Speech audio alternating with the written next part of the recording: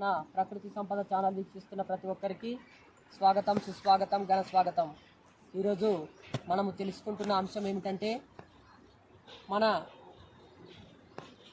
పంట పొలాలలో వ్యవసాయానికి ఎన్ని గంటల కరెంటు అవసరమవుతుంది, ఎన్ని గంటల కరెంటు ఉంటే మన బోర్లు మంచిగా నడుపుకోవచ్చు, ఎన్ని గంటల కరెంటు ద్వారా మన బోర్లు మంచిగా కాపాడుకోవచ్చు. ఎక్కువ నడవడం వల్ల బోర్లు లోపట మోటార్ ఈటెక్కి వేడి కలిగి మోటార్ కాలిపోవడం, పంపు కాలిపోవడం, దాంట్లో ఉన్న కేబుల్ కాలిపోవడం వల్ల రైతులకు అదనంగా రిపేర్ చేసుకోవడానికి భారమైన ఖర్చులు పడడం జరుగుతుంది. కాబట్టి మనకి తెలంగాణ గవర్నమెంట్ ప్రభుత్వాలు మారడం వల్ల కరెంటు అనేది ఉండదు అని చెప్పేసి అనడం జరిగింది. కాబట్టి ఈ కరోనా కాలం నుంచి కరెంటు అనేది లేకపోవడం వల్ల చాలా ఇబ్బందులు ఎదుర్కొంటారు. ఎందుకంటే ఎంతోమంది ఉద్యోగాలు చేసేవాళ్ళు వర్క్ ఫ్రమ్ హోమ్ అంటే ఇంటి దగ్గర నుంచి ఉద్యోగం చేసే సదుపాయాన్ని చాలా కంపెనీలు కల్పించాయి. కాబట్టి అలాంటి పరిస్థితిలో చాలామంది పల్లెటూర్లలో ఉండి ఉద్యోగాలు చేసుకుంటున్నారు. అలాంటి వారికి తప్పకుండా కరెంటు అవసరం అవుతుంది.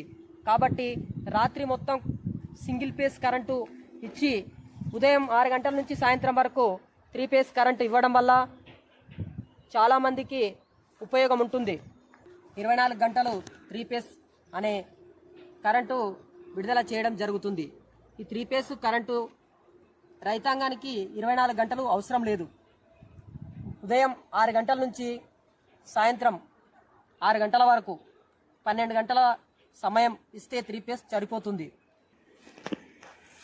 పంటలు ఏవైనా సరే, ఏవైనా నీళ్లు కట్టే పండించే ప్రతి పంటలకు కూడా ప్రతిరోజు 4 లేక 5 గంటలు పెట్టుకోవడం, లేకుంటే డ్రిప్ ద్వారా పారించుకోవడం, స్ప్రింక్లర్ల ద్వారా పెట్టుకోవడం, అలా మార్నింగ్ ఉదయం పూట వచ్చే కరెంటుని వాడుకోవడం వల్ల లోపల భూగర్భ జలాలు కూడా మంచిగా ఉంటాయి.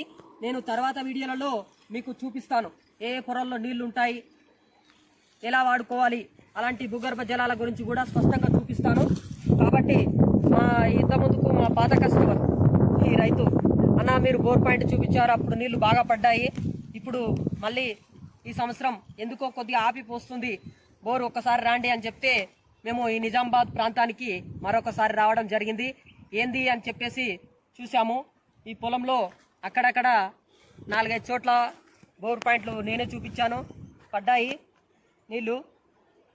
కాకపోతే ఇక్కడ అన్న మనది ఒక బోరు బాగా పోస్తుండే కదా, అది ఆగుతుంది అని చెప్పి అన్నప్పుడు నేను వచ్చాను. వచ్చి చూస్తే ఏంది అని అడిగాను. అన్న 24 గంటలు కరెంటు వస్తుందన్న, వచ్చినప్పుడు పెట్టడం కదన్నా, మోటారు నడిపిస్తున్నాము, నడిపించినప్పుడు నీళ్ళు తక్కువ వస్తున్నాయంటే నేను చెప్పాను, అన్న 24 గంటలు కరెంటు మనకు సూట్ అవ్వదన్నా, కాలువల నుంచి కానీ లేకపోతే డ్యాముల నుంచి కానీ చెరువుల్లో నుంచి కానీ ఈ నదుల నుంచి చెరువుల్లో నుంచి బావుల్లో నుంచి ఇలాంటి ప్రాంతాలలో నీళ్లు లాక్కోవడానికి పెద్ద మోటార్లు అవసరం అవుతాయి. ఇలాంటి మోటార్లను 24 గంటల కరెంటు పొలం ఎక్కువగా ఉన్న చోట, ఇది విస్తీర్ణం 10 ఎకరాలు, 15 ఎకరాలు, 20 ఎకరాలు అంతకంటే ఎక్కువ ఉన్న ప్రాంతాలలో 24 గంటలు కరెంటు నడుస్తుంది. కానీ ఈ బోరు బావులకు మాత్రం నడవదన్న. రోజు 5-6 గంటలు నడుపుకోండి, 365 రోజుల వరకు కూడా మీకు ఎలాంటి టెన్షన్ లేకుండా కూడా బోరు నడుస్తుంది. మీ బోరు కూడా ఎప్పుడు కూడా కారిపోవడం జరగదు. రైతు జీవితమే చాలా గందరగోళంగా ఉంటుంది. రైతుల ఖర్చులు ఎక్కువ ఉంటాయి, ఆదాయం తక్కువగా ఉంటుంది. కాబట్టి మనం కూడా మన ఖర్చులు మిగిలించుకోవాలి అంటే బోర్లను చాలా జాగ్రత్తగా కాపాడుకోవాలన్నా. మనకి 24 గంటలు కరెంటు ఇస్తున్నారని చెప్పేసి 24 గంటలు మోటార్లు నడిపించొద్దు. కాబట్టి మనము ఈ కరెంటు వచ్చిన దాంట్లో గుర్తుపెట్టుకోనైనా సరే రోజు 4 లేక 5 గంటలు కంటిన్యూగా ఒకే సమయంలో పారించుకోండి. అప్పుడు మంచిగా పొలం ఎంత ఎక్కువైనా పారించుకోవచ్చు. ఆ విధంగా చేసుకోండి అని చెప్పేసి నేను వీళ్ళకి సలహా ఇవ్వడం జరిగింది. అందుకే కమర్షియల్గా అవసరం ఉండే మోటార్లు లేకపోతే ఏదైనా పరిశ్రమలకు ఈ 3 ఫేస్ అవసరం అవుతుంది తప్ప వ్యవసాయానికి అవసరపడదన్నా అని చెప్పేసి వీళ్ళకి చెప్పడం జరిగింది. ఈ 3 ఫేస్ గురించి ఒక వీడియో చేయన్నా అని చెప్పినప్పుడు నేను చేస్తానని చెప్పాను. ఈ విధంగా వీడియో చేయడం జరుగుతుంది. కాబట్టి ప్రతి ఒక్క రైతాంగం కూడా గమనించి ఈ యొక్క 3 ఫేస్ కరెంటు మన రైతాంగానికి చాలా వినియోగం అనేది ఉదయం పూటనే ఉంటుంది, రాత్రిపూట ఉండదు. కాబట్టి ప్రతి ఒక్కరు కూడా అర్థం చేసుకొని ఈ 3 ఫేస్ను సక్రమంగా వాడుకోగలరని నేను కోరుకుంటున్నాను.